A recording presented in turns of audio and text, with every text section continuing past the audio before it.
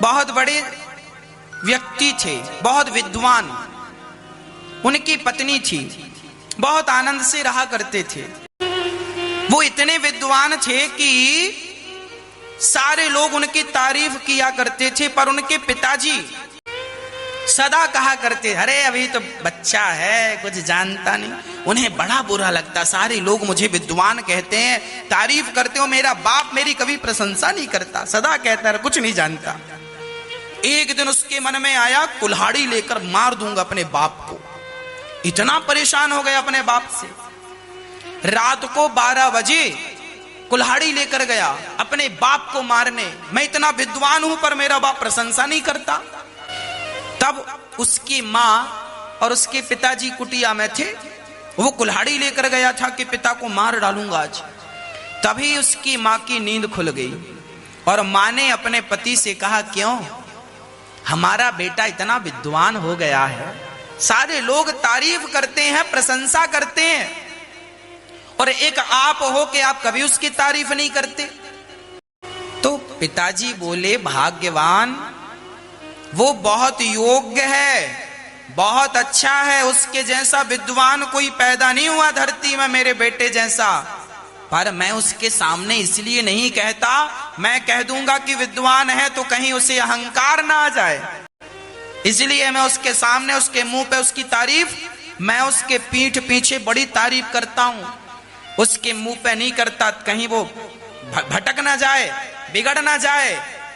माँ बाप को बच्चे के सामने उसकी ज्यादा तारीफ नहीं करनी चाहिए, यह भी एक सिद्धांत है। अब वो लड़का कुल्हाड़ी लिए खड़ा और सोचा, मेरे पिता मेरे बारे में ऐसा कह रहे हैं। अब तो वो कुल्हाड़ी छोड़कर तुरंत पिता के चरणों में पड़ गया, पिताजी माफ कर दो, आप इतने अच्छे हैं और मैं आपको गलत समझता रहा, मेरे से अपराध हो गया, मैंने अपने बाप को मारने का सोच लिया, ये भी एक अपराध है, मुझे दंड मिलना चाहिए, पिताजी मुझे दंड दीजिए, बोलिए मुझे क्या दंड देना चाहते हैं। पिता ने कहा, बेटा कोई दंड नहीं, माफ किया ना पिताजी, दंड दीजिए। तो पिताजी ने कहा, सुनना, शास्त्रों की बात है और आपके मतलब की बात है। पिताजी ने कहा, सुनो बेटा, तुम्हें यदि दंड चाहिए तो ये बताओ, तुम्हारा सबसे ज्यादा सम्मान कौन करता है। उसने कहा, पिताजी मेरा सबसे ज्यादा सम्मान होता है ससुराल में। तो पिताजी ने कहा, ससुराल में तुम्हारा सम्मान होता है तो 6 महीने तक तुम ससुराल में रहो, यही तुम्हारे पापों का दंड है, यही सबसे बड़ा प्रायश्चित है। अब दोनों पति पत्नी चले ससुराल। अब सुनिएगा, जब ससुराल गए, ओहो जीजा जी आए, जीजा जी आए, जीजा जी, ओ थाली लाओ, लोटा लाओ, पांव धो, जीजा जी के पांव वाँव, ससुर जी आए, ओ दामाद जी कैसे हैं, पांव वाँव पड़े, कैसे हैं, ठीक है, सब बढ़िया, कुशल मंगल, हाँ सब बढ़िया। ओ दामाद जी के लिए बढ़िया हलवा बनाना बादाम का, और देसी घी की पूड़ी बनाना, डालडा वालडा न डालना, और बढ़िया खातिरदारी। अब दामाद जी भी बड़े प्रसन्न हो, ससुराल और जीजा जी के चरण धोए जा रहे हैं और हलवा पूड़ी खवाया जा रहा है। पहले दिन हलवा पूड़ी, दूसरा दिन रोटी सब्जी, पहले दिन दूध, दूसरे दिन छाछ, तीसरे दिन हुआ तो साली बोली, जीजा जी कल की कुछ रोटियां बची थी, आप कहो तो रख दूं, कल की कुछ रोटियां, अब लो बासी रोटियां खाओ जीजा जी। और सुनो, साले साहब ने कहा, जीजा जी 5 दिन हो गए आज आपको, एक काम करो, घर में क्या करते रहेंगे आप, चलो हमारे साथ गैया चराने। अब जीजा जी गैया चराने जा रहे हैं। तभी एक दिन साली ने कहा, जीजा जी बहुत सारा गोबर पड़ा हो, कोई नहीं है घर में, आज हम थोड़ा जा रहे हैं काम से, घर में गोबर साफ कर लेना, गोबर कर लेना। लो भैया, गैया जितनी थी सब गोबर जीजा जी उठा रहे हैं। बड़ा सम्मान होता था, याद रखना, सम्मान भी तब तक होगा जब तुम कम दिनों के लिए आओगे, पड़े रहोगे तो अब गोबर और उठाओ। पर पिता ने कहा है 6 महीने गुजारना, और इनकी तवक्कल 10 दिन में ही ठिकाने लग गई। अब इनकी पत्नी बार बार कहे, क्यों जी यहाँ गोबर करने पड़े हो? क्या घर में कमी है? सब बढ़िया चकाचक घर में है। अच्छा, उसको पता नहीं था कि ये ससुराल में क्यों पड़े हैं। पत्नी को नहीं बताया था कि पिता ने कहा है कि तुम्हें ससुराल जाना है 6 महीने के। अब पत्नी बार बार कहे, चलो चलो, नहीं है ससुराल अच्छी लग रही है। अरे ये क्या अच्छी लग रही है? महीने भर बाद तो आलम ये आया, साले सालियों ने कहा, जीजा जी घर नहीं जाओगे? जीजा जी बोले, ना अभी 5 महीने नहीं जाऊंगा। अब उनके घर में तू मैं चालू हो गई है, जीजा जी जा ही नहीं रहे। साला बोला, न्यारे कर दो इनको, एक कमरा दे दो इनको। तो साली ने कहा, कमरा कहां से दे दें, घर छोटा है, हमारा कमरा हम नहीं देंगे। तो कहा, बोले इनका सामान आंगन में रख दो। पत्नी को बड़ा बुरा लगे, पूरे दिन ससुराल के लोग उसकी बुराई करें, जीजा जी तो जा ही नहीं रहे हैं, घर जमाई बन के बैठे हैं, और क्या क्या ना कहा। पर वो आदमी सुनता रहा सब, क्योंकि पिता ने कहा है 6 महीने गुजारना। कोई सम्मान नहीं हुआ। पत्नी भी उदास रहने लगी कि मेरे पति को क्या हो गया है, घर जमाई बन के पड़े हैं, जबकि विद्वान हैं। एक दिन उनके पति श्लोक लिख, वो इतने विद्वान थे, श्लोक बनाया करते थे, श्लोक लिख रहे थे। पत्नी ने कहा, क्या कर रहे हो? बोले, भाग्यवान श्लोक बना रहा हूं। अच्छा, श्लोक बना रहे हैं? मत बनाओ, इन श्लोकों का कोई अर्थ नहीं है, इसकी कोई कीमत नहीं है। उन्होंने कहा, देवी ऐसा ना कहो, मेरा एक श्लोक 1 लाख रुपए का है। अच्छा, विश्वास ना हो तो ले बेच कर आ जा। पत्नी बेचने गई श्लोक, बाजार लगी, सबने सामान रखा बेचने के लिए, इसने अपना भोजपत्र में श्लोक रखा। अब सब आए, पूछे ये क्या है? बोले श्लोक। बोले कीमत 1 लाख। सारा सामान बिक गया बाजार का, पर श्लोक का कोई ग्राहक नहीं आया। तभी राजा आया, और राजा का नियम था, बाजार में जो सामान नहीं बिकता था उसे राजा खरीद लेता था। राजा ने कहा, देवी ये क्या है? बोले श्लोक मेरे पति ने लिखा है। क्या कीमत है? बोले 1 लाख रुपए। अब राजा दंग रह गए, 1 लाख स्वर्ण मुद्राएं। पर राजा वचनबद्ध था कि जो सामान नहीं बिकेगा वो खरीदेगा, नहीं खरीदता तो राजा की थू हो जाएगी समाज में। राजा ने खरीद लिया। जब राजा ने खरीदा तो उसे बढ़िया कांच पे मढ़वा करके और अपने सिंहासन के पीछे की तरफ 1 लाख का सबको बताया, भाई हम ऐसे राजा हैं, 1 लाख का श्लोक भी खरीद लेते हैं। खरीदा, लगवाया, की सामान भर के 1 लाख स्वर्ण मुद्राएं गाड़ी में भर के गई। अब पति ने कहा, आ गई? हाँ। 1 लाख पैसे लाई हो? हाँ। अब जब ससुराल वाले ने, साले ने देखा जीजा के पास तो 1 लाख रुपए आ गए, फिर हलवा पूड़ी से शुरू। फिर हलवा पूड़ी लाओ, भैंस मत चराओ, गैया ला, हम चराएंगे। साला बोला, हम चराएंगे गैया, और गोबर आप मत उठाओ, हम उठाएंगे। इसलिए अब उनकी बड़ी खातिरदारी होने, फिर सम्मान, पैसा है तो सम्मान और खूब आनंद। जिस राजा ने वो 1 लाख का श्लोक खरीदा, उसके बेटे ने सोचा कि मेरा बाप तो मुझे राज्य देता नहीं, इसे मार दूं और राज्य हड़प लूं। उसका बेटा चला, तभी उस बेटे की नजर इस श्लोक पे पड़ गई जो 1 लाख का था। उस श्लोक में लिखा था, सहसा विदिदिम तन क्रियाम अविवेक परमा पदाम पदम। कहने का तात्पर्य यह था, उस श्लोक का यह अर्थ था कि अपना धैर्य, अपना साहस, अपना पराक्रम कभी नहीं छोड़ना चाहिए। अपनी ईमानदारी, अपनी सहजता, अपनी सरलता कभी नहीं छोड़नी चाहिए। अपनी सत्यता कभी नहीं छोड़नी चाहिए। जब बेटे ने देखा, इस श्लोक में लिखा है अपना सत्य अपना धर्म नहीं छोड़ना चाहिए, उसके अंदर गिलानी हुई, मैं अपने बाप की हत्या करने जा रहा हूं, ये तो बड़ा पाप है।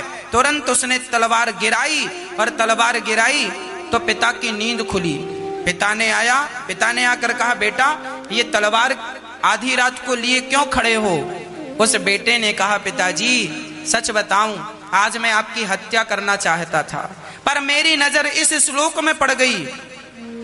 इस श्लोक में जो ज्ञान है वो मेरी समझ में आ गया, और मैंने आपको छोड़ दिया। मेरा हृदय परिवर्तित हो गया। तब पिता ने समझ लिया कि 1 लाख रुपए में मैंने श्लोक खरीदा था, घाटे का सौदा नहीं है। इस 1 लाख के श्लोक ने मेरे प्राणों की रक्षा कर ली। आज तुरंत राजा ने उस श्लोक को लिखने वाले को बुलाया और उसका सम्मान किया, बहुत सारा धन धान्य दिया। राजा ने अपने बेटे का राज्य तिलक किया, और इस प्रकार वो लोग अपने घर 6 महीने के बाद वापस चले गए। हमें कभी अहंकार नहीं करना चाहिए मेरी माँ। क्या है ऐसा हमारे पास जिसका हम अहंकार करें, बताओ? क्या गाड़ी बंगले का अहंकार करती हो मैया, करते हो भैया? रावण की लंका सोने की थी, जिसकी लंका सोने की थी उसका अहंकार नहीं चला मेरी माँ, तो हमारे और आपके घर तो मिट्टी के हैं, हमारा और आपका अहंकार चलेगा। इसलिए हमें अहंकार बिल्कुल नहीं करना चाहिए। किस बात का अहंकार करोगे? शरीर का। शरीर की सुंदरता भी एक दिन, चढ़ता सूरज धीरे धीरे ढलता है, ढल जाएगा। यहाँ तो गर्मी सूरज की भी नहीं रहती। जब सूर्य भगवान की गर्मी नहीं टिकती तो तुम्हारी और हमारी गर्मी क्या टिकेगी, तुम्हारी और हमारी अकड़ क्या टिकेगी? सूर्य भगवान भी शाम होते होते ढल जाते हैं। बताओ, 12 बजे सूर्य भगवान बहुत गर्म होते हैं, 2 बजे भयंकर गर्म होते हैं। अच्छा, सूर्य भगवान बड़े गर्म हो आप? अच्छा ठीक है, देखते हैं कि आप कब तक गर्म रहते हैं। 4 बज गए, 5 बज गए, 6 बज गए, 7 बजे तक तो सूर्य भगवान चले गए, कोई गर्मी नहीं। कहाँ गए? शाम होते होते तो सूर्य भी ढल जाते हैं। तुम्हारी ये जवानी, तुम्हारा ये समय, ये भी ढल जाएगा मेरी माँ। इसलिए इसकी गर्मी, इसका अहंकार यदि है तो इसका अहंकार जल्दी से त्याग दो। इन सब चीजों का अहंकार हमें नहीं करना चाहिए। अहंकार का परित्याग कर दो। मैं कुछ नहीं हूं, मैं जीरो हूं, शून्य, कोई अस्तित्व नहीं है मेरा। मैं किस बात का अहंकार करूं? एक बार एक गाड़ी के नीचे कुत्ता चल रहा था, बैलगाड़ी के नीचे, छकड़े के नीचे। वो कुत्ता सबसे यही कहता, देखो गाड़ी हम चला रहे हैं, देखो गाड़ी हम चला रहे हैं, देखो गाड़ी हम चला रहे हैं। तभी वहां से गधा निकला। गधा बोला, गाड़ी तुम चला रहे हो तो रुको, स्टॉप। कुत्ता रुका, अकस्मात गाड़ी भी रुक गई। थोड़ी देर बाद गधे ने कहा चलो, कुत्ता चला, गाड़ी भी चल पड़ी। अब कुत्ते को कन्फर्म हो गया कि गाड़ी हम ही चला रहे हैं, जबकि गाड़ी कुत्ता नहीं चला रहा था। गाड़ी कौन चला रहा था? गाड़ी तो बैल चला रहे थे, बैलों के कंधे पे गाड़ी थी, गाड़ी तो बैल चला रहे थे। ये कुत्ता जबरदस्ती अपनी छाती पीट रहा, मैं गाड़ी चला रहा, मैं गाड़ी चला रहा। बस उसी कुत्ते की तरह हालत है हम सबकी। हम सबकी गाड़ी भगवान चला रहे हैं, लेकिन हम उसी कुत्ते की तरह ये कह रहे हैं ये गाड़ी हम चला रहे हैं, ये हमने किया, ये हमने किया, ये हमने किया, ये हमने किया। मैया कहती है, माँ कभी कभी बच्चों से कहती, हम ना बना के खवाते तुम भूखे मर जाते। वाह मम्मी, तुम ना बना के खिलाती तो तुम्हारे बच्चे भूखे मर जाते, तो तुम ही मर के देख लो कि तुम्हारे बच्चे मरते हैं कि नहीं। जिनकी मम्मियां नहीं हैं, क्या उनके बच्चे मर गए? कि तुम्हारे ना रहने पे तुम्हारे बच्चे मर जाएंगे? किसी का पालन तुम नहीं करते हो किसी का पालन हम नहीं करते हैं, बताओ हम सबके पालनहार कौन है? भगवान है। इसलिए समर्पण कर दो, नाथ मैं आपकी हूँ, आप मेरे हैं, मैं आपका हूँ, आप मेरे हैं। आप कितना भी अहंकार कर लो, कितनी भी डींगे मार लो, कोई फायदा नहीं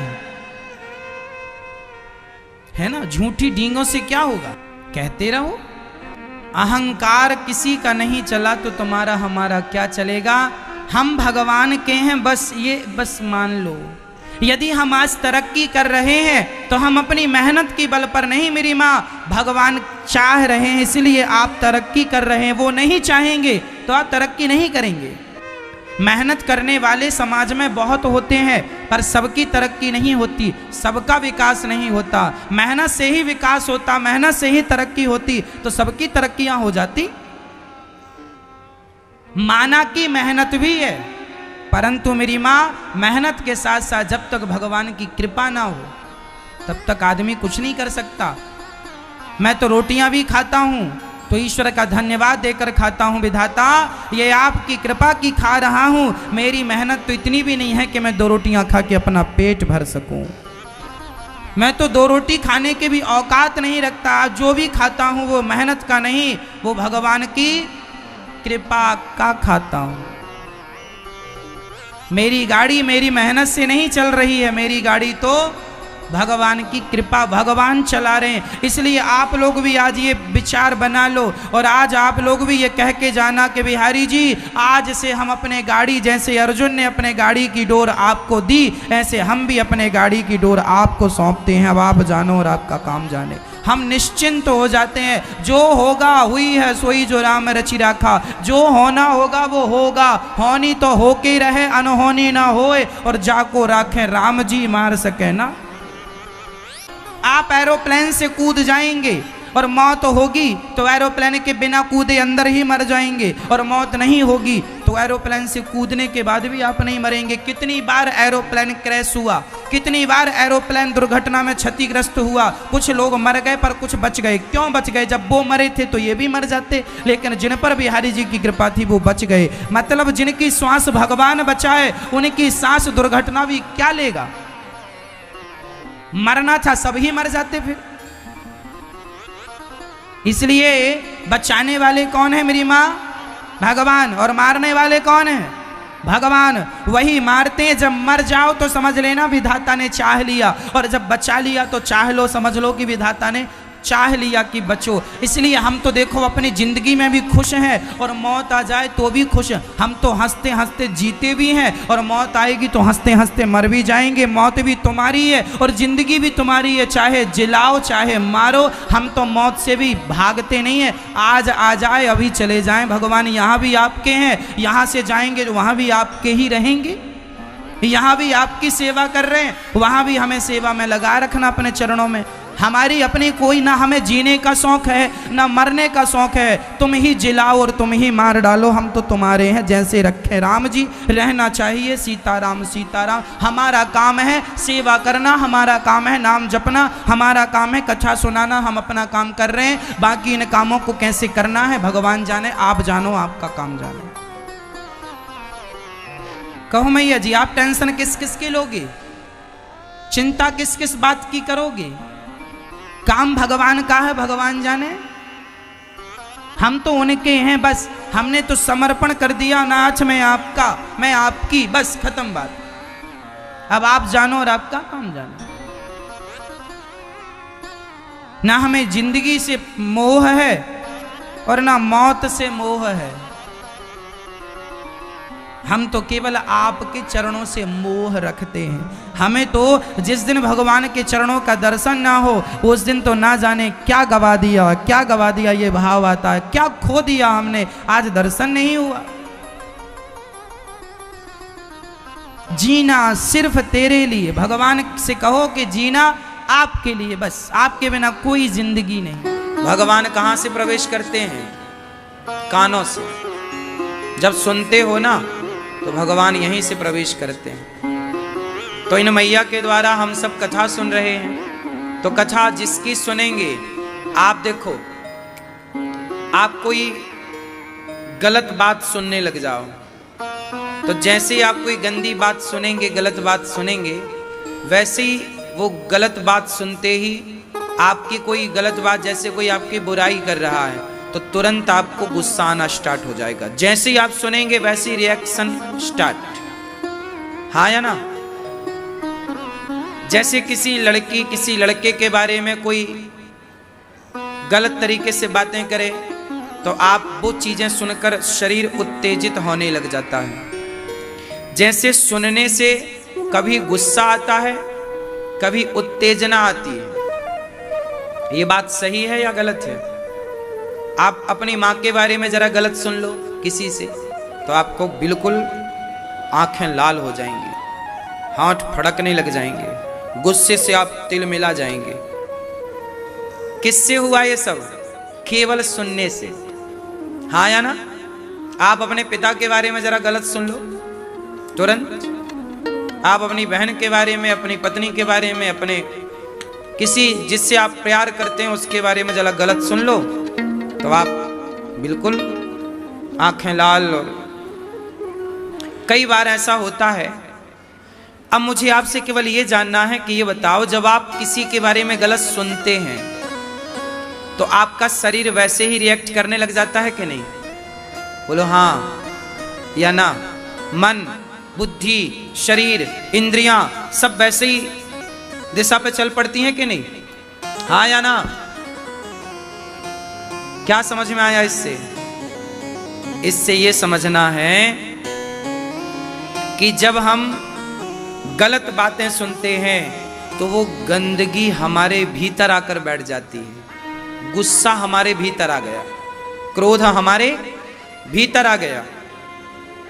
जब आप किसी लड़की लड़के के बारे में गलत बात सुनते हैं तो काम वासना आपके भीतर आकर बैठ जाती है। उसी तरह जैसे आप सुनते हैं ना, वो चीजें आपके भीतर तुरंत आ जाती हैं। हाँ या ना? उसी तरह जब भगवान के बारे में आप सुनते हैं तो भगवान तुरंत आपके मन मंदिर में आके बैठ जाते हैं। जैसे आप निंदा चुगली सुनेंगे तो तुरंत आपके अंदर क्रोध आके बैठ जाएगा और वो क्रोध फिर अपने इशारों से आपको नचाएगा। आप पराई स्त्री पराई पुरुष के बारे में सुनेंगे तो वो काम वासना आपके अंदर आके बैठ जाएगी, फिर वो आपको अपने तरीके से नचाएगी। इसलिए कहते हैं, शास्त्र कहते हैं कि कभी पराई स्त्री के बारे में सुनना भी नहीं चाहिए। पराई स्त्री के बारे में कोई स्त्री के रूप का वर्णन कर रहा है, जैसे आप बैठे हैं और आपका दोस्त कह रहा है यार वो फलानी स्त्री कितनी सुंदर है, उसकी आंखें, उसका शरीर, उसका, जैसे ही आप उसकी सुंदरता को सुनेंगे ना, क्या होगा? आपके शरीर में रोमांच होने लग जाएगा। हाँ या ना? आप किसी पुरुष के बारे में सुनिए कितना सुंदर है, आपका शरीर अलग तरीके से रिएक्ट करने लग जाएगा।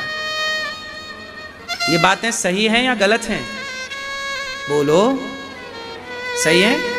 इसका मतलब सुनने का बॉडी पर पूरा, केवल बॉडी पर नहीं, आपके मन पर, आपकी बुद्धि पर प्रभाव पड़ता है या नहीं? उत्तर दो भाई। सीता मां के बारे में रावण को सूप न खाने सुनाया ही तो था। सूप न खाने रावण को क्या बोला? अरे राम की पत्नी बहुत सुंदर है, उसकी आंखें, एक एक अंग का वर्णन किया है वहां पर सूप न खाने रावण से। तब तो रावण उत्तेजित हुआ, तब तो उसने प्लान किया कि चुराना चाहिए। यदि सुना ही नहीं होता तो चुराता क्यों? बात समझ में आई ना? इससे ये सिद्ध हो गया कि आप जो सुनते हैं वो चीज आपके भीतर आके बैठ जाती है। या तो क्रोध आके बैठेगा, या तो काम वासना आके बैठ जाएगी, या तो आपके अंदर बदले की भावना आकर बैठ जाएगी। उसी जिसके बारे में सुनेंगे आपके भीतर वो होगा। इसलिए संतों के पास भगवान क्यों होते हैं? क्योंकि संत दिन रात भगवान के बारे में ही सुनते हैं, भगवान के बारे में ही चिंतन करते हैं। अब देखो ना, आप किसी पराई स्त्री का चिंतन करने लग जाओ, आप कुछ मत करो, केवल आंखें बंद करो, एक पराई स्त्री के बारे में सोचने लग जाओ, अपने आप आपका तन, आपका मन उस ओर खींचने लग जाएगा। पराये पुरुष के बारे में सोचने लग जाओ, तन मन खींचने लग जाएगा। उसी तरह संत जन कहते हैं कि भगवान के बारे में सोचो। क्यों सोचो? क्योंकि आप जिसके बारे में सोचते हैं आप उसकी ओर खिंचते हैं। मन चंचल तो है ही, उसी ओर तो जाएगा जिस तरफ उसे रास्ता मिलेगा। और रास्ता आप दे रहे हैं, या तो पराई स्त्री, या तो पराया पुरुष, या तो भगवान। अब जैसे आप किसी के बारे में सोचो कि वो कितना पैसे वाला है, आप पैसे के बारे में सोचेंगे तो आपका मन पैसे की ओर खिंच जाएगा। उसी के बारे में आप सोचेंगे, उसी के बारे में आप चिंतन करेंगे, और रात को उसी का सपना भी आ जाएगा कि आप बहुत पैसे वाले बन गए। हाँ या ना? बात सही है? आप पैसे के बारे में सोचिए तो आपको रात को सपना भी आएगा कि आप बहुत पैसे वाले बन गए, या आपका सारा पैसा चला गया, ऐसा सपना आ जाएगा। आप किसी लड़की के बारे में, पराई स्त्री के बारे में सोचिए तो रात को वो लड़की सपने में जरूर आ जाएगी। हाँ या ना? किसी लड़के के बारे में सोचिए तो वो आपके सपने में आ जाएगा। जब कोई स्त्री, कोई पुरुष के बारे में सोचने से वो स्वप्न में आ सकता है, तो भगवान के बारे में सोचने से भगवान स्वप्न में क्यों नहीं आएंगे? रास्ता दो ही है, तीसरा रास्ता नहीं है। रास्ते दो हैं, या सही रास्ता या गलत रास्ता। तीसरा रास्ता आप बताओ। या तो अच्छा रास्ता है या तो बुरा रास्ता है। हाँ या ना? आप सोचिए कि आप किसी का भला कर रहे हैं। आप दिन भर सोचिए कि मैं किसी गरीब को भोजन करा रहा हूँ, प्यासी को पानी पिला रहा हूँ, किसी को कपड़े पहना रहा हूँ, मैं किसी का बहुत ख्याल रख रहा हूँ, मैं किसी के बारे में सोच रहा हूँ कि मैं किस तरह का दुख दूर कर पाऊँ, किसी के आंसू पहुँच पाऊँ। जब आप किसी की भलाई सोचेंगे ना, और दिन भर सोचेंगे, तो आप भला कर पाएंगे, और वो भलाई करते हुए का आप सपना भी देख पाएंगे। व्यक्ति कैसा होता है बताओ? लोग कैसे होते हैं? लोग कैसे भी नहीं होते, लोग जैसा सोचते हैं वैसे हो जाते हैं। अपराधी क्यों बन गया? उत्तर दो। क्योंकि उसने अपराध के बारे में सोचा। हाँ या ना? सोचा तो हो गया अपराधी। इसलिए कहता हूं मन को थोड़ा पकड़ के रखना, ये अपराध की तरफ ना चला जाए, गलत रास्ते पर ना चला जाए, मन बिल्कुल सही दिशा में हो। मन कहाँ लगे? सदा भले काम में। मन कहाँ लगे? भगवान में, सत्संग में, कथा में। बिल्कुल गलत मन बिल्कुल तैयार है गलत जगह जाने के लिए। आप जरा सी छूट दे दो, जरा सी ढील दे दो, तुरंत मन जाएगा गलत जगह। मन को बांध के रखना पड़ता है। जिनका मन बंधा है वो कंट्रोल है, वो सही है, और जिनने खोल दिया अपने आप को, आजाद कर दिया, गई भैंस पानी में। हाँ या ना? आप कैसे होते हैं? जैसा आप सोचते हैं। इसलिए तुलसीदास जी अच्छे क्यों हो गए? क्योंकि उन्होंने राम के बारे में सोचते रहे, राम राम राम, सोचते सोचते उन्होंने रामचरितमानस लिख दी। कबीरदास जी सोचते रहे किसके बारे में? राम के बारे में, भगवान के बारे में, समाज के उत्थान के बारे में सोचते रहे, लिख दिया। मुंशी प्रेमचंद्र का नाम सुना होगा। हाँ या ना? मैया मैया सुन रही हो ना मेरी माँ? मुंशी प्रेमचंद्र जी किसके बारे में सोचे? वो समाज के लोगों के पास जाकर बैठते और उनकी पीड़ा के बारे में सोचते, उनके दर्द के बारे में सोचते। तो फिर उन्होंने सोचते सोचते क्या हुआ? उन्होंने लिखना स्टार्ट किया, और जो घटनाएं वो लिखते थे, आप जब मुंशी प्रेमचंद्र जी की कहानियां या उनके उपन्यास पढ़ेंगे तो ऐसा पढ़ेंगे, ऐसा लिखा उन्होंने जैसे वो आपकी आंखों के सामने घटना घट रही है। आप ये देखेंगे उसको पढ़ते समय जैसे आप देख रहे हो। हाँ या ना? मुंशी प्रेमचंद्र जी की कहानियां इतनी सजीव हैं कि जब आप पढ़ेंगे तो ऐसा लगेगा कि क्या आप पढ़ नहीं रहे हैं उन्हें, आप बोलो बोलो देख रहे हैं। इतना सजीव लिखा है। क्यों? क्योंकि उन्होंने इतना चिंतन किया उस विषय का, इसलिए वो इतना सजीव लिख पाए। तुलसीदास जी रामचरितमानस लिखते हैं तो वो इतना बढ़िया लिख पाए, ऐसा लगता है रामचरितमानस पढ़ के कि हम देख रहे हैं, पढ़ नहीं रहे हैं, राम के उस चरित्र को। इतना सजीव क्यों, कैसे होता है? जब आप उस विषय में डूब जाते हैं। इसलिए रास्ते दो हैं, या अच्छा या बुरा। मैं सोचता हूं, मैंने सोचा कि गौरी गोपाल आश्रम में आप लोग आते हैं, मैं आपकी किस तरह सेवा करूं। मैंने आपके सेवा के बारे में सोचा तो मेरे अंदर प्लान आया कि सेवा आपको भोजन से हो सकती है। मैंने सेवा के बारे में सोचा तो देखो भगवान ने सेवा का काम दे दिया, आप सबके लिए भोजन यहां उपलब्ध है। मैंने सोचा वृद्ध माओं के लिए तो मैं वृद्ध माओं की सेवा कर पाया। आप सोचते हैं, कई लोग, आप में से, आपका मतलब है आप नहीं, कुछ लोग आप सोचते हैं, कुछ लोग सोचते हैं यार शराब पी लेते हैं, थोड़ा महंगी वाली पीते हैं। आप शराब के बारे में सोचते हैं तो आप शराब बिल्कुल पी लेंगे जब आप सोचेंगे, क्या बड़ी बात है। लोग महंगी से महंगी शराब के बारे में सोच रहे हैं तो आप जो सोच रहे हैं वही तो हो रहा है। आप देखेंगे कि आपके आसपास वही हो रहा है जो आप सोच रहे हैं। इसलिए पूरा खेल सोच से है। थॉट, जो आपके विचार हैं, उन विचारों से सबका निर्माण होता है। आपने कहावत सुनी होगी, आवश्यकता ही आविष्कार की जननी है। आवश्यकता ही आविष्कार की जननी है। हमारे यहां गाड़ी की जरूरत पड़ी तो बैलगाड़ी का आविष्कार हो गया, चलने फिरने की जरूरत पड़ी तो साइकिल का आविष्कार हो गया। बोलो हाँ। जरूरत पड़ी तो कार का आविष्कार हुआ, जरूरत ना होती तो आविष्कार क्यों होता। रात थी, अंधकार था तो लाइट का आविष्कार हो गया। रात होती ही नहीं तो लाइट का आविष्कार होता ही नहीं। भाई जरूरत थी ना, हुआ। जरूरत थी तो हुआ। करने वाले ने उसके बारे में सोचा और सोचा तो कर पाया।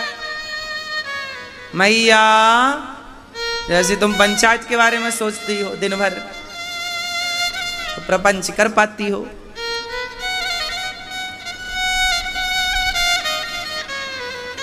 दुर्योधन ने सोचा कि मैं द्रौपदी के कपड़े उतरवाऊंगा, मौका मिला तो उतरवा दिया।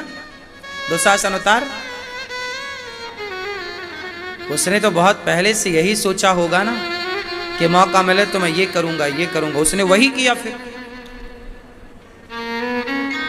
कुल मिलाकर आप अपने लिए जो करेंगे वो बहुत लंबे समय तक याद रहेगा, समाज को भी और आपको भी। इसलिए आपके पास अब दो रास्ते हैं, एक अच्छी राह, एक बुरी राह। अब किस पर चलना है? दो गिलास आपके सामने है, एक में शराब भरी है, एक में दूध भरा है। क्या पीना है वो आपको डिसाइड करना है। एक तरफ वो आपके दोस्त हैं जो आपको बुलाते हैं, यार एक पैक मार लो, क्या बिगड़ रहा है, आओ एक पैक मार लो, क्या बिगड़ता है। एक तरफ वो लोग हैं जो आपको शराब की लत दिलाकर शराब का आदी बनाना चाहते हैं, और एक तरफ हम जैसे लोग हैं जो आपसे कहते हैं कि शराब पीना आपके लिए बहुत गलत है, सिगरेट पीना, गुटखा खाना, पैसे वेस्ट क्यों करना है, पैसे कमाओ मेरे दोस्तों, खूब पैसा कमाना चाहिए। आज की युवा ना परेशान बहुत, ये पैसे की कदर नहीं करती इसलिए परेशान है। आज के युवाओं के पास जरा पैसा आ जाए तो इनके शौक बड़े हो जाते हैं, ये पैसे उड़ाने लग जाते हैं। पैसे आए तो गाड़ी खरीद ली। लड़के लोग क्या करते हैं, दोस्तों को दिखाना है कि देख मेरे पास। तुम्हारी बुद्धि ना बहुत अभी विकसित नहीं हुई, डिग्रियां भले तुमने बहुत हासिल कर ली हैं, पर विकास नहीं हुआ तुम्हारी बुद्धि का। पैसे आए तो गाड़ी मत खरीदो। गाड़ी तो 1 साल बाद 10 लाख की गाड़ी अगले साल 5 लाख की हो जाएगी। बोलो हाँ। मोबाइल बड़ा बहुत महंगा, ठीक है, जितने से काम चल जाए वो तो होना चाहिए। गाड़ी उतनी लो जिससे गुजारा हो, जितने की आवश्यकता है। पैसा आए तो क्या करें, पैसे आए तो पैसे बचाओ और अपने लिए एक बेहतर सा घर खरीद लो, प्रॉपर्टी खरीद लो, एक छोटा सा बिजनेस स्टार्ट कर दो, एक छोटी सी दुकान ले लो। आज यदि आप एक गाड़ी खरीदते हैं 25 लाख की, मैं आपको एक एग्जाम्पल दे रहा हूं, आप एक गाड़ी खरीदते हैं 25 लाख की उदाहरण, और एक 25 लाख का घर खरीदते हैं। अगले साल आप दोनों की कीमत निकालेंगे तो 25 लाख का घर जाके 40 लाख का हो चुका होगा और गाड़ी 25 लाख की 15 लाख की हो चुकी होगी। हाँ या ना? बात सही है। समझदार वो नहीं है जो पैसे को दिखावे में उड़ाए। किसे दिखाना है? ज्यादा मत दिखाओ, दुनिया जल जाएगी, लोगों के दिलों में आग लग जाएगी। और आप कहते नहीं मैं तो आग लगाना चाहता हूं। नहीं, ये खेल मत खेलो, तुमसे ज्यादा अनुभव हमें है। हम कहते हैं कि आप सामान्य रहो। वो पुरानी कहावत रट लो, सादा जीवन। कितना भी पैसा हो आपके पास, कभी किसी को मत दिखाओ, किसी को मत बताओ कि हमारे पास इतना है, हम इतने सफल हैं। आपकी सफलता एक दिन समाज जान लेगी। आपकी सफलता की आंधी जब आएगी तो लोग जान ही लेंगे। आप मत बताओ, सादे ही रहो। जरूरत है तो आप गाड़ी भी लो, सब लो।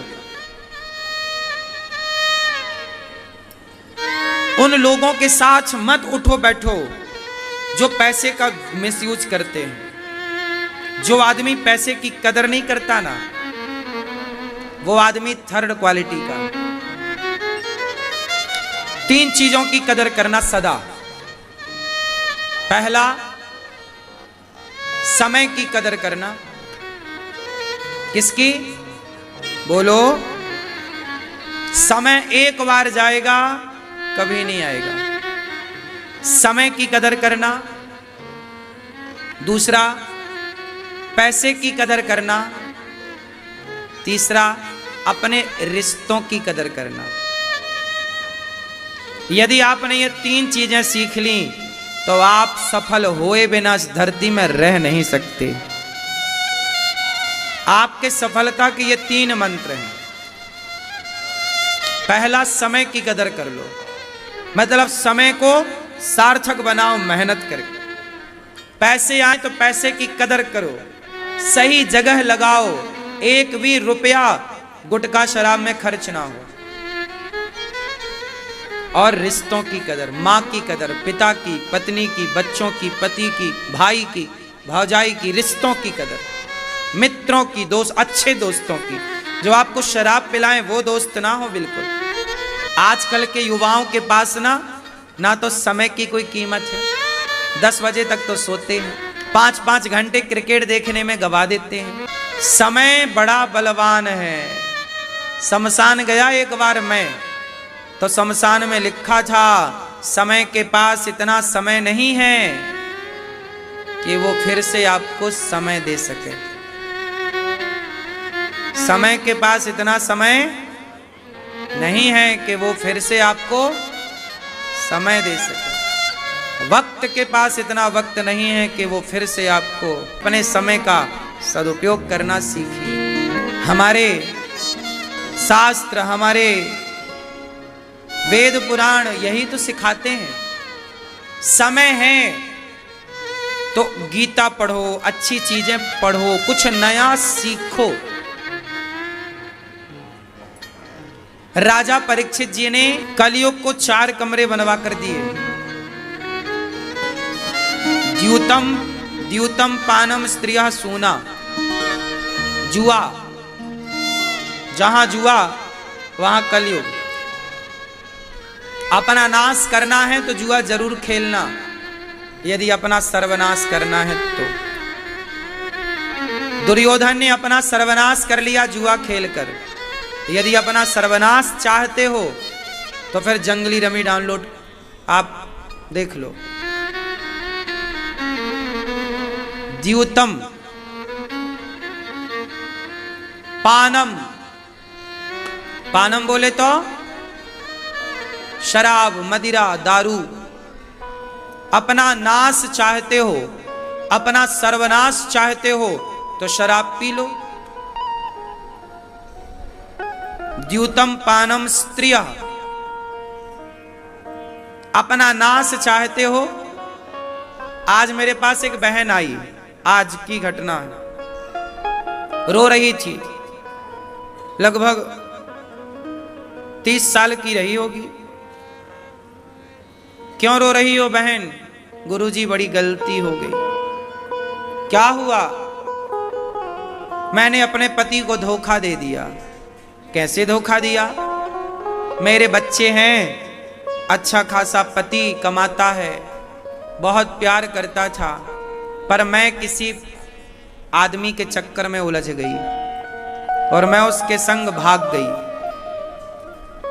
6 महीने तक मैं उसके संग रही। वो नशा करता, मुझे उसने फंसा लिया और वो मेरा शोषण करके अब उसने मुझे निकाल दिया। वो बहुत बड़ा नशेड़ी है, मैं बच के आई हूं उसका संग छोड़कर। अब ये लड़की ना घर की रही ना घाट की। बोलो हाँ।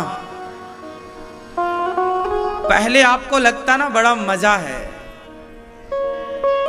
साहब जो दिखता है वो सच नहीं होता। ये दुनिया जैसी दिख रही है वैसी है नहीं, लोग जैसे दिख रहे हैं वैसे है नहीं। ये सच्चाई कब जानोगे आप लोग? हाथी के दांत खाने के और दिखाने के अलग अलग होते हैं। दिखाने के दांत अलग हैं। ये दुनिया जितनी बढ़िया दिखती है, लोग इतने बढ़िया हैं नहीं। मैंने पूछा कि क्या हुआ था? उसने बताया कि वो आदमी आया और उसने मुझे देखा, हमने उसे देखा, दोनों ने एक दूसरे को कहा कि अब हम दोनों साथ रहेंगे, और हमने अपने पति को अपने बसे बसाए घर को छोड़ दिया। 6 महीने उसने मेरा शोषण किया और निकाल बाहर किया। उतर गया प्यार का भूत। लेकिन इन 6 महीनों में ना उसकी सारी जिंदगी तबाह हो गई। हाँ या ना? आपका एक गलत निर्णय सारी जिंदगी आपको रुलाएगा, याद रखिएगा। और आपका एक सही निर्णय सारी जिंदगी आपको खुश रखेगा।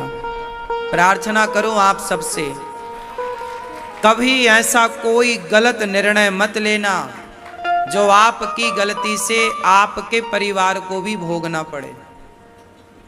अब ये भाग गई, अब उसके पति की क्या स्थिति होगी?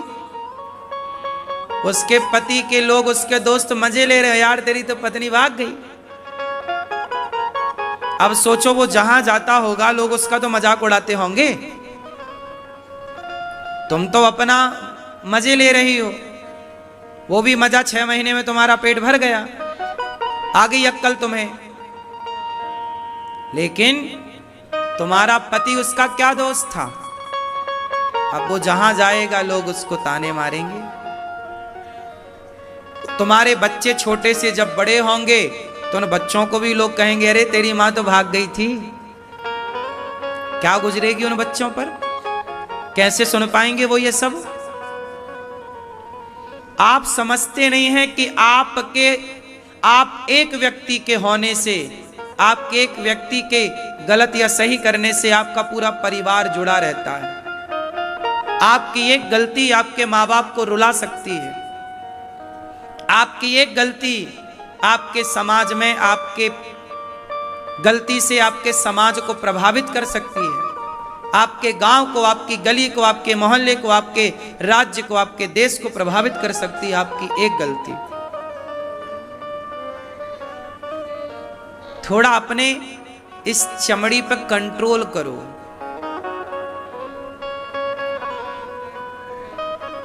आजाद मत छोड़ो इससे, वरना देखना खून के आंसू रुलाएंगी तुम्हें। ये तुम्हारी इच्छाएं, रावण की इच्छाओं के कारण उसका सत्यानाश हो गया। 1 लाख बेटे थे रावण के। कितने बेटे थे? और 1.25 लाख नाती थे। सोने की लंका का राजा था, पर उसके चंचल मन ने, उसकी अनियंत्रित इंद्रियों ने, उसकी काम वासना ने लंका में उसके 1 लाख बेटों का सर्वनाश कर दिया कि नहीं? गलती रावण ने की और भोगा किसने? उसके 1 लाख बेटों ने और 1.25 लाख नाती ने। गलती किसकी थी? क्या गलती 1.25 लाख लोगों की थी? क्या गलती 1 लाख लोगों की थी? उत्तर दो। गलती सिर्फ एक रावण की थी, लेकिन दंड किसे मिला? रावण के पूरे परिवार को, पूरे वंश को। इसलिए कोई ऐसी गलती ना करो कि आपकी गलती की सजा आपके पूरे परिवार को मिले।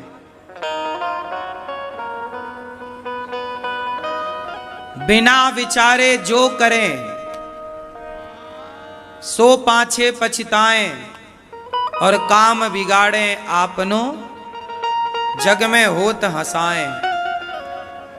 कोई भी काम करो 100 बार सोचो और 100 बार लोगों से सलाह लो, और उस सलाह में आपके अपनों की सलाह होनी चाहिए। कुछ सलाह गैरों की तो कुछ ज्यादा सलाह अपनों की। कोई भी काम तुरंत ना करो कि मन में आया कर दिया, नहीं। पहले उसको डिस्कस करो अपनी माँ के साथ, पिता के साथ, भाई के साथ, दोस्तों के साथ। जब सबकी सहमति एक सी नजर आए तो वो काम करना चाहिए। क्या कहते हैं आप लोग? बात सही है या गलत है? यदि आप सबकी सहमति से कार्य करेंगे तो आप कभी गलत नहीं होंगे। आप उसमें आप ये भी देख सकते हैं कि कई बार क्या होता है कि आप बिजनेस करना चाहते हैं, कोई बड़ा सोच रखते हैं अपने फ्यूचर के लिए। आपके माँ बाप बोलते नहीं बेटा इसमें नुकसान हो सकता, मत कर। तो फिर भी आप करते हैं, रिस्क लेते हैं। ठीक है, वो अपना सेल्फ डिपेंड डिसीजन ठीक है, लेकिन मैं और निर्णयों की बात कर रहा हूं। एक बार विचार कर लीजिए। किसी औरत के संग भागने से पहले, किसी मर्द के संग भागने से पहले एक बार मेरी सलाह जरूर ले लो। किसी के संग भागने का तुम्हारा भी प्लान है तो मेरे से डिस्कस कर लेना। ये कह रहा कि आपका कोई ऐसा प्लान है? नहीं, भागना तो नहीं है। पर आप शादी हो गई,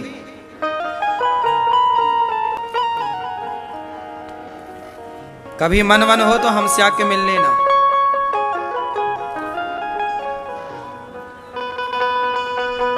सही। आज पूज्य श्री अनिरुद्धाचार्य जी महाराज ने हम सभी लोगों को बहुत ही उत्तम एवं शिक्षाप्रद कथा सुनाई है। आशा करता हूं कि इस शिक्षाप्रद कथा से हम सभी लोग कुछ न कुछ शिक्षा अवश्य ग्रहण करेंगे और अपने जीवन को सुखी और सात्विक बनाने का प्रयास करेंगे। मित्रों, अगर आपको यह शिक्षाप्रद कथा पसंद आई हो तो वीडियो को लाइक करें और अधिक से अधिक लोगों को शेयर भी करें, जिससे और भी लोग महाराज जी की इस शिक्षाप्रद कथा से शिक्षा लेकर अपने जीवन को सुखी बना सकें। मित्रों, अगर आपने अभी तक हमारे चैनल को सब्सक्राइब नहीं किया है तो हमारे चैनल को तुरंत सब्सक्राइब भी कर लें, जिससे आपको नोटिफिकेशन के माध्यम से महाराज जी के शिक्षाप्रद कथा तुरंत प्राप्त हो सकें। मित्रों, तो कल फिर किसी शिक्षाप्रद कथा के साथ आप लोगों के समक्ष प्रस्तुत होंगे। तब तक के लिए जय श्री राधे।